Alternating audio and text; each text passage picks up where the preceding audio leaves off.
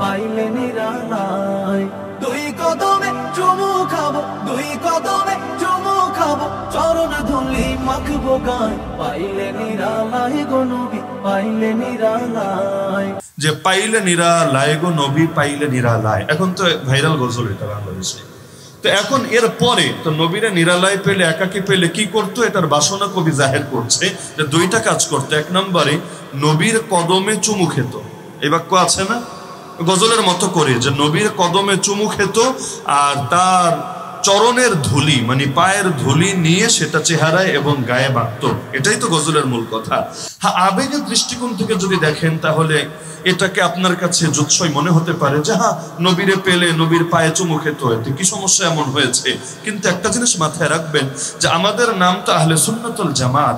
আমরা আল্লাহর নবীর সুন্নাহকেও আদর্শ মানি, সাহাবায়ে কেরামকেও আদর্শ মানি। আল্লাহর নবীকে আমরা দেখি কিভাবে তিনি আল্লাহকে রাজি করেছেন, সাহাবায়ে কেরামকে আমরা দেখি কিভাবে নবীজির হক আদায় করেছেন। সাহাবায়ে কেরাম নবীজির হক আদায়ে কোনো ত্রুটি রেখেছেন এটা আমরা কশ্চিনকালে বিশ্বাস করি না, করতে পারিও না। তো সাহাবায়ে কেরাম যেটা করেন নাই আবেগের নামেও সেটাকে করাকে আমরা সমর্থন করি না। যেমন আমাদের কওমি উলামায়ে কেরাম নবীর সামনে দাঁড়িয়ে কিয়াম করে, নবীকে মহব্বত করে না? যদি মহব্বত না করে তাহলে নবীর ইজ্জত হেফাজতের জন্য জমিনে রক্ত কেন ঢালে?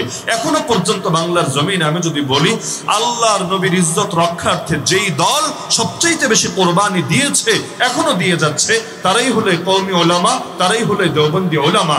তো আল্লাহর নবীর শানে আজও পর্যন্ত তারা যদি ন্যূনতম গাফলতির পরিচয় দিত, তাদেরকে এত এত জুলুম এই আধুনিক যুগে এসেও সওয়া লাগতো না। তো এই যে নবীর শান রক্ষা করার জন্যই যখন এত কিছু, তো নবীর শানে দাঁড়িয়ে কিয়াম করলে সমস্যাটা কোথায়? আপনি আমাকে হয়তো দেখাবেন হুজুর বৈধ নাকি অবৈধ, কোন কোন ইমামের মতে বৈধ, কোন কোন ইমামের মতো অবৈধ, ওই মাসালা। আমি বলবো বৈধতা অবৈধতার কথা রাখেন, বৈধতা অবৈধতার কথা রাখেন। আমাকে আগে দেখান নবীর সাহাবীদের এই আমলটা ছিল কি ছিল না। যদি দেখান যে আল্লাহর নবীজির সাহাবী যারা ছিলেন, যারা এক একজন আকাশে তারকা তুল্য ছিলেন, যাদের উপর আল্লাহ রাজি হয়ে গিয়েছেন, যাদের অনেককে জমিনের মধ্যেই জান্নাতের খুশখবরি শুনিয়ে দিয়েছেন, এক মজলিসে নবীজি 10 জনকে জান্নাতের সুসংবাদ শুনিয়েছেন। এমনকি নবীজি দুনিয়া থেকে যাওয়ার পরও তাদেরকে অনুসরণ করতে বলেছেন, তাদের আদর্শ আঁকড়ে ধরে থাকতে বলেছেন। যাদের শীর্ষে খুলাফায়ে রাশিদিন রয়েছেন, এছাড়াও আহলে বাইত সাহাবীরা রয়েছেন, এছাড়াও সেই মক্কি সাহাবী, মাদানী সাহাবী, মুহাজির সাহাবী, আনসার সাহাবী, এত হাজার হাজার লক্ষ লক্ষ সাহাবীর নাম আপনারা জানেন। আমাকে খুলে খুলে দেখান তো যে নবীর সাহাবীরা নিয়মিতভাবে কিয়ামের আমলটা করতেন। উপরন্তু আমরা তো ভিন্নটা দেখি যে আল্লাহর নবী তাদেরকে এভাবে দাঁড়িয়ে সম্মান দিতে নিষেধ করতেন। তাহলে নবীর মহব্বত অবশ্যই আছে, তবে নবীর মহব্বত কিভাবে প্রকাশ করতে হবে এটা তো দেখতে হবে সাহাবায়ে কেরামের জীবনী থেকে। যেমন আল্লাহ নবী বলেন লা তুতরুনি কামা আতরাতিন নাসারা ঈসা ইবনে মারইয়াম, আমার প্রশংসা করতে গিয়ে খবরদার উম্মত বাড়াবাড়ি করবা না, যেভাবে খ্রিস্টানরা ঈসা নবীর প্রশংসায় বাড়াবাড়ি করে ফেলেছিল। কি বাড়াবাড়ি? আল্লাহ নবী বলেন তারা এক পর্যায়ে বলে উঠলো যে ঈসা হলো আল্লাহর বেটা, আল্লাহর পুত্র। কারণ তারা চিন্তায় পড়ে গেল আমরাও মানুষ, যদি বলি ঈসাও মানুষ, আমরা আর ঈসা তো বরাবর হয়ে গেলাম। তো আবার যদি বলি আমরা মানুষ, ঈসা হলো রব, তাহলেও মুশকিল, তারে একেবারে ডাইরেক্ট আল্লাহই বানায় দিলাম। তো মাঝামাঝি কি? মাঝামাঝি হলো ঈসা ডাইরেক্ট আল্লাহও না, আবার ঈসা আমাদের মতো মানুষও না। তাহলে ঈসা কি? ঈসা হলো আল্লাহর জন্ম দেওয়া পুত্র, যার খণ্ডনে কোরআন মাজিদের সূরা ইখলাস নাজিল হয়েছে লাম ইয়ালিদ ওয়ালাম ইউলাদ। আল্লাহ কাউকে জন্ম দেননি, আল্লাহ নিজেও কারো থেকে জন্মগ্রহণ করেননি। আল্লাহর ক্ষেত্রে জন্ম দেওয়া, জন্ম নেওয়া এই শব্দগুলো চলে না। এগুলো কেউ যদি বলে সে আল্লাহ তাআলার শানে কুফরি করলো, ইসলাম থেকে বের হয়ে গেল। এমনকি আল্লাহ নবী এই কারণে সতর্ক করে গিয়েছেন, খবরদার লা তাত্তাখিযু বা'দি কবরি ওয়াসানা ইউবাদু, আমার পরে আমার কবরকে মূর্তি বানিয়ে ফেলো না, যে ইবাদত শুরু করে দিবা। যেমনি ভাবে একদল গিয়ে বিভিন্ন নবীর কবরে সেজদায় লুটিয়ে পড়তো, খবরদার আমার কবরকে তোমরা মূর্তি বানিয়ে ফেলো না, যে এসে এখানে রুকুতে পড়বা, এসে এখানে সেজদায় পড়বা, এসে এখানে ইবাদতে লুটিয়ে পড়বা, খবরদার। তাহলে নবীর হক কিভাবে আদায় করতে হবে এটার জন্যই তো সাহাবীকে দেখা লাগবে। আহলে সুন্নাত ওয়াল জামাত নামটাই তো এখান থেকে এসেছে, না হলে শুধু আহলে সুন্নাত বললেই তো চলতো। তা আমাকে একজন মাত্র সাহাবীর নাম বলেন যে সাহাবী নবীর শানে আবেগ প্রকাশ করেছেন, ইয়া রাসূলুল্লাহ আপনারে একাকী পেলে আপনার পাটা তুলে আপনার পায়ের তলায় চুমু খাবে। আর পায়ের তলায় কিভাবে চুমু খাবেন? সেজদা দিয়েই তো। পায়ের তলায় বা পাতে, মানে তলা বাদ দেন, উপরে যদি চুমু খান, চুমুটা কেমনে খাবেন?